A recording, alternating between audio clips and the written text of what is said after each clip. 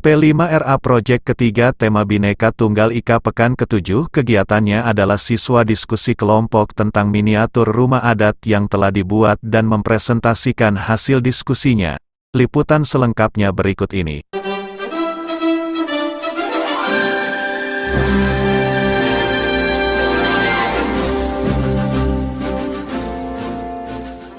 P5RA Project ketiga pekan sebelumnya, yaitu pekan ke-6 kegiatannya adalah siswa membuat miniatur rumah adat dari berbagai daerah sesuai dengan yang telah disepakati dalam kelompok.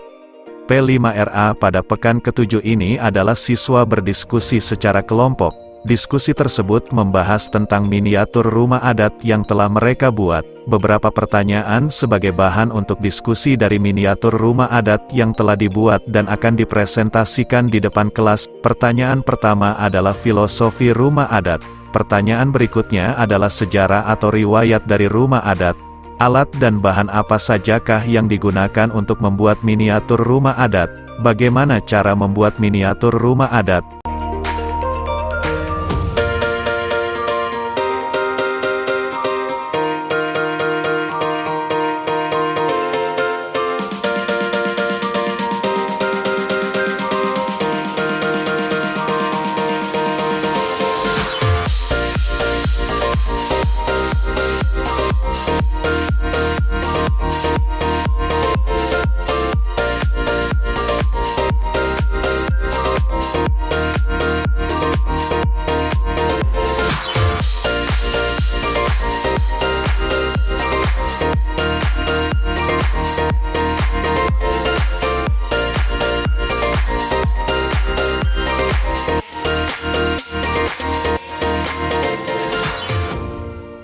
Rumah Betawi merupakan sebuah akulturasi dari masyarakat yang bertempat tinggal di Jakarta.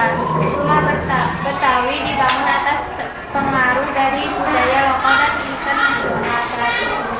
Hal itu bisa dilihat dari ciri-ciri rumah Betawi yang memiliki ornamen yang berasal dari Eropa, Cina, dan Arab, tetapi memiliki bentuk seperti rumah adat di Indonesia. Rumah adat Betawi terdiri dari beberapa macam. Adapun ciri khas yang melekat pada rumah Betawi diantaranya adalah teras yang luas. Teras ini memang sengaja dibuat luas karena filosofinya sebagai tempat untuk menerima tamu dan untuk bersantai. Sejarah rumah adat Betawi dimulai sejak tahun 1930-an. Sejarah rumah adat Betawi muncul pada tahun 1930-an saat masih era kolonialisme Belanda. Tepatnya kemunculan rumah adat Betawi pada saat suku Betawi muncul. Nama Betawi berasal dari kata Batavia, yang merupakan nama kota Jakarta zaman dahulu. Oleh karena itu, masyarakat asli Betawi ini mayoritas bertempat tinggal di Jakarta. Meskipun pada awalnya masyarakat Betawi ini berasal dari berbagai wilayah Indonesia, seperti Jawa, Sunda, Makassar, dan Bali, yang dibawa oleh pemerintah Belanda. 4 cara membuat rumah adat panggung Betawi. Jawab. 1. Pertama-tama membuat sketsa. 2. Kemudian menggunting strip yang sudah terkubur. 3. Setelah itu menempelkan sesuai sketsa yang dibuat. 4. Sesudah itu gabungkan sketsa dan strip. 5. Lalu rantai menggunakan lem. 6. Setelah itu dirangkai hingga menjadi rumah adat. Adat Bali disebut Trihita karena harmoni antara manusia dengan manusia, harmoni dengan alam, harmoni dengan yang diaguminya atau Tuhannya. Kegiatannya itu tercermin dalam penataan masa bangunan, serta tercermin dalam wujud tampak bangunan. Sejarah rumah adat Bali. Rumah adat Bali berasal pada masa Bali atas salah satu konsep bangunan yang masih dipertahankan hingga saat ini adalah Bali Agung.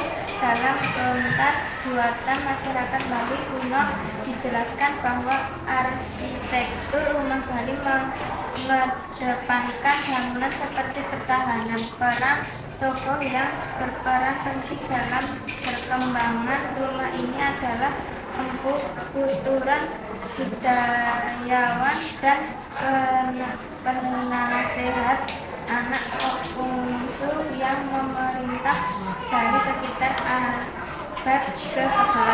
Selain dikenal sebagai budayawan kultural, juga seorang ahli teoris arsitektur yang mengembangkan konsep desa kahyangan hingga Meru dan pedoman-pedoman upacara keragaman.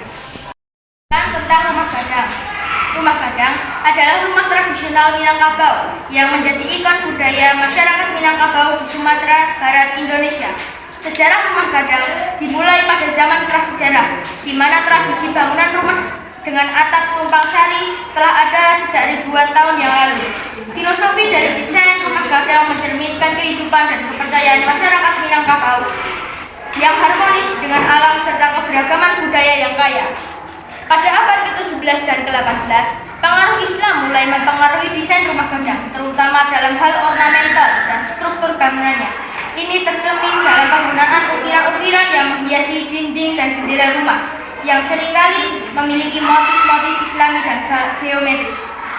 Kemudian, pada abad ke-19, rumah gadang mengalami perkembangan lebih lanjut dengan masuknya pengaruh Eropa, terutama dari Belanda.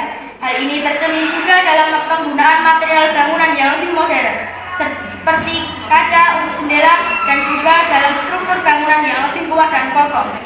Pada awal abad ke-20, dengan adanya perubahan sosial dan ekonomi di masyarakat Minangkabau, gaya dan fungsi rumah gadang juga mengalami adaptasi. Banyak rumah gadang yang mulai dibangun dengan 2 lantai untuk memenuhi kebutuhan ruang yang lebih besar bagi keluarga yang berkembang. Namun, pada paruh kedua abad ke-20, dengan masuknya modernisasi dan urbanisasi, tradisi membangun rumah gadang mulai tergeser oleh gaya arsitektur yang lebih modern dan praktis. Meskipun demikian, banyak upaya dilakukan untuk melestarikan warisan budaya ini melalui program pemugaran dan pendidikan masyarakat. Hingga saat ini, rumah gadang tetap menjadi simbol identitas dan kebanggaan masyarakat Minangkabau. Meskipun sudah jarang ditemui di perkotaan, namun rumah gadang masih dijaga dengan baik di desa-desa tradisional sebagai bagian penting dari warisan budaya mereka. Kami akan mempresentasikan mengenai rumah kebaya. Rumah kebaya adalah rumah adat khas Betawi atau biasa juga dikenal dengan nama rumah kakak. Disebut rumah kebaya dikarenakan bentuk atapnya menyerupai pelana yang dilipat, dan apabila dilihat dari samping, lipatan-lipatan tersebut terlihat mirip kebaya. Maka rumah kebaya memiliki keunikan, yaitu serambi teras yang luas untuk menerima tamu atau sekedar berkumpul bersama keluarga. Rumah tipe kebaya memiliki beberapa bagian, yaitu 1. Langkan, bagian rumah yang berpagar rendah dan berfungsi sebagai serambi rumah. Langkan juga merupakan pembatas antara dunia luar dengan rumah kebaya. Langkan ini dapat dibuat dari bahan kayu atau bambu. 2. Ruang depan, biasanya terbuka setiap saat tanpa ada pintu yang menghalangi seseorang. Siswa yang menyimak juga bisa mengajukan pertanyaan kepada kelompok yang presentasi. Rumah Betawi juga memiliki ciri khas. 1. Memiliki bagian area teras yang cukup luas.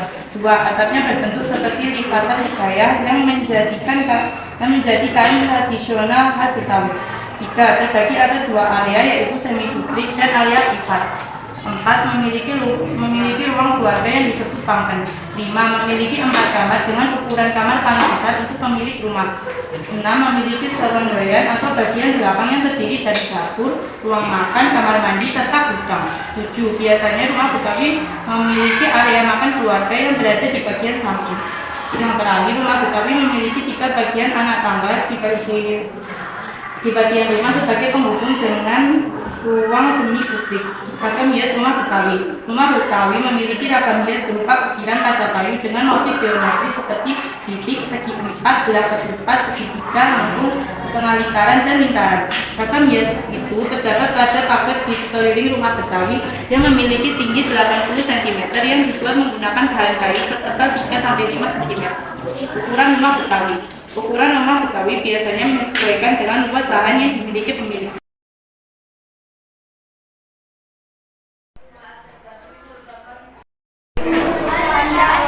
Rumah Jokonya nggak ada ininya. Karena tadi lupa ngasih ininya. Mengapa rumah adat Joglo kan ada di daerah mana-mana? Itu bentuknya berbeda-beda nggak? Berbeda karena di setiap daerah berbeda-beda. Rumah gadang berasal dari mana? Terima kasih atas pertanyaannya. Rumah gadang adalah rumah yang berasal dari Sumatera Barat, lebih tepatnya di Minangkabau. Apakah ada pertanyaan dari Apa bagian-bagian rumah kebaya? rumah Betawi memiliki dua bagian, yaitu langkan dan ruang mandi. Berada di manakah ruang makan keluarga? Ruang makan berada di bagian belakang atau yang orang Betawi biasa menyebut serendangan. Kapan rumah Honai dibangun? Mohon maaf, kami tidak bisa menjawab dan kami akan mencarinya. Apa yang dimaksud dunia roh? Dunia roh. Dunia roh adalah dunia yang berbeda dari manusia. Dunia roh adalah dunia orang-orang yang sudah meninggal. Liputan, Tim P5RA MTS Negeri 4 Klaten.